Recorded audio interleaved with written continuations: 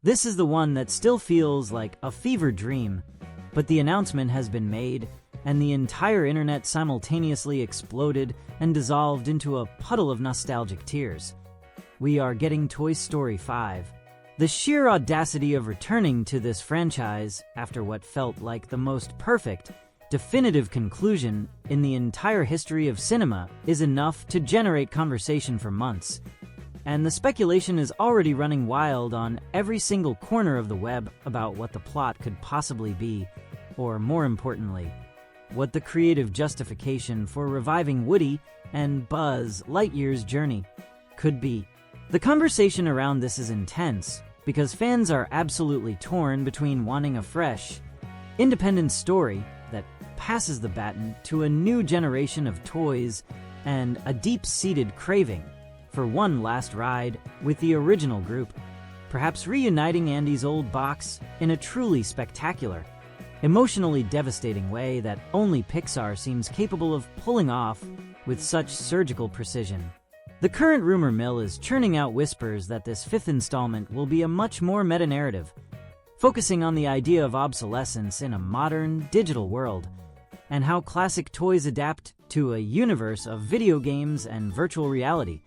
a massive thematic goldmine that could truly elevate the sequel beyond simple continuation and make it relevant for the current youth. This approach suggests a story that is not just about a kid's plaything, but about the passage of time and the universal struggle to find purpose in a constantly changing environment, which is exactly the kind of complex, adult-level storytelling that the studio has perfected over decades of filmmaking. There is persistent talk that the film will reintroduce characters from the early movies who have been missing for decades, maybe even bringing back the original voice cast for one final, glorious bow, cementing this installment not just as a sequel, but as a grand, ambitious culmination of the entire saga that we all grew up with. Imagine the sheer emotional weight of seeing the full cast together again, grappling with new challenges, but relying on the old bonds that defined their entire existence, which is why the speculation about the returning characters is the single most talked about element online right now. The anticipation is so high because we are looking at a scenario where the biggest animated franchise of all time is being dusted off for a reason. And if we know anything about the high standards of the high-minded filmmakers that brought us so many classics, this return is not going to be a simple cash grab. It's going to be an event, a cinematic phenomenon. The internal pressure on the studio must be astronomical, as they know they have to deliver something that not only lives up to the impossible standards of the previous films, but also justifies the existence of a continuation after such a perfect send-off, which is why everyone is desperate for leaks and insider scoops. We are all looking at something that will require a full box of tissues and a week off work, just to emotionally process the implications of what they are about to deliver to the global audience. A final chapter that promises to be the most ambitious, emotionally resonant, and visually stunning piece of animation to hit the screen in years, making this one of the most talked about films in the entire history of the medium, even before a single official trailer drops. Now let's step into the realm of the truly desired, the movie that exists purely in the passionate, pleading heart of every animation enthusiast. Monsters, Inc. 3. While the official word remains silent, the fan art, the online petitions, and the constant theoretical discussions about where Mike Wazowski and James P. Sullivan could possibly go next are deafening, proving that this world of energy harvesting scares is ripe for a new big-screen adventure that could easily dominate the box office and recapture the pure magic of the original masterpiece. The initial television series continuation only fueled this desire, leaving us with a world that is clearly still growing and full of narrative threads, just waiting to be pulled into a feature film that would surely break all existing opening weekend records. The most exciting and highly circulated rumor is that the third film would finally move away from the company entirely and focus on Sully and Boo's dynamic as the now teenaged human girl finds a way to actively step into the monster world for a new kind of exploration, perhaps dealing with the complexities of her own identity and the fact that she has this profound, secret connection to a world of monsters that only she can truly understand. This narrative would allow for a complete change in setting and tone, shifting the focus from the workplace comedy to an emotionally charged, cross-dimensional adventure that tests the limits of their father-daughter relationship in a profound new way.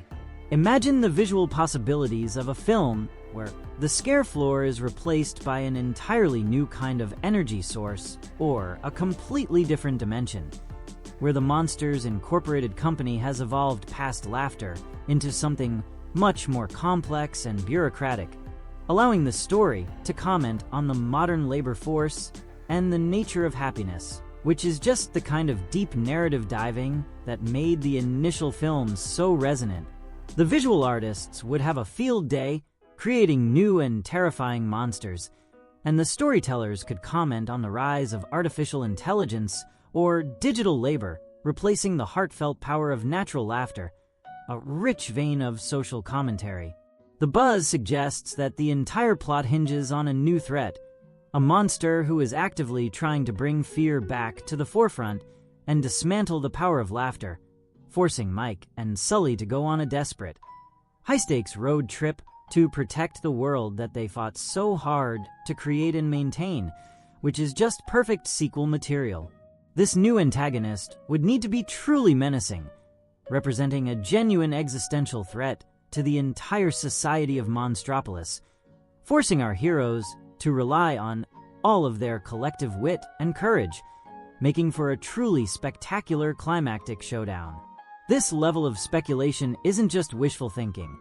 It's a direct plea to the studio to realize the goldmine they are sitting on, because the fan base for this franchise is enormous, and their demand for a conclusion that ties together the television series and the original films into one cohesive, beautiful final act is reaching a fever pitch that is impossible to ignore. A third chapter is inevitable, and when it finally happens, the internet will break, and every single person will be there on opening night, ready to scream with laughter and maybe even shed a tear or two for the big blue giant and his green Cyclops partner. Moving over to the masters of infectious, high-energy musical spectacle, we turn our attention to the officially announced, but still shrouded in mystery, continuation of Buster Moon's theatrical journey. Sing 3. This Illumination franchise has proven time and again that it can deliver maximum feel-good vibes, incredible needle drops, and surprisingly emotional character arcs, and the promise of a third act means that the beloved cast of singing animals is gearing up for an even bigger, more complicated, and undoubtedly more challenging musical venture that will demand all of their collective talent and courage. This is the ultimate feel-good franchise, and the expectations for a new round of amazing performances and genuinely heartfelt stories are through the roof. The current chatter surrounding this production suggests that the stakes will be raised dramatically, moving beyond the familiar confines of local theaters and perhaps placing the entire crew on a massive, globe-trotting tour, forcing them to confront the cutthroat nature of international superstardom and what it truly means to be authentic when the lights are the brightest, which provides amazing dramatic potential for every character. This global setting would allow for even more spectacular animation and a much wider variety of musical genres to be explored, satisfying the audience's demand for a true visual and auditory feast that only Illumination can consistently deliver. Rumors are swirling that the studio is pulling out all the stops for the soundtrack, securing licensing rights for some truly legendary, never-before-heard pop anthems, and potentially introducing a new superstar voice talent to rival the likes of Bono and Halsey, further cementing the franchise's reputation as a surprisingly credible source of incredible musical entertainment that appeals to every generation in the audience. The success of the previous soundtracks means that the pressure to find the next big hit and make it central to the film's narrative is immense, a challenge the studio seems to be embracing with open arms according to the insider whispers. There's also some interesting speculation that the film will introduce a rival theater troupe, a high-tech, digitally driven musical group that threatens to make Buster Moon's old-school, heartfelt productions obsolete, setting up a classic underdog story that forces the entire team to innovate and prove that the power of a live, honest performance can never be replaced by artificiality. This concept would be a brilliant way to comment on the state of the music industry and the balance between digital perfection and genuine, raw human or animal talent, adding a layer of thematic complexity to the high-energy musical numbers. Fans are most excited about seeing where characters like the shy elephant Mina and the rocker lion Clay Calloway go next, hoping for deeper dives into their personal lives and romantic interests, making sure that the emotional core of the film remains just as important as the dazzling choreography and the incredible vocal performances that have become the signature of this massively popular franchise. With Illumination's signature bright, vibrant animation style and their proven track record for delivering crowd-pleasing blockbusters, Sing 3 is poised to be one of the biggest theatrical events of the upcoming year, a guaranteed good time that will have audiences dancing in the aisles and singing the soundtrack for weeks after they leave the theater. I didn't know this was even possible. I learned how to make money online. The link is right below in the first pinned comment.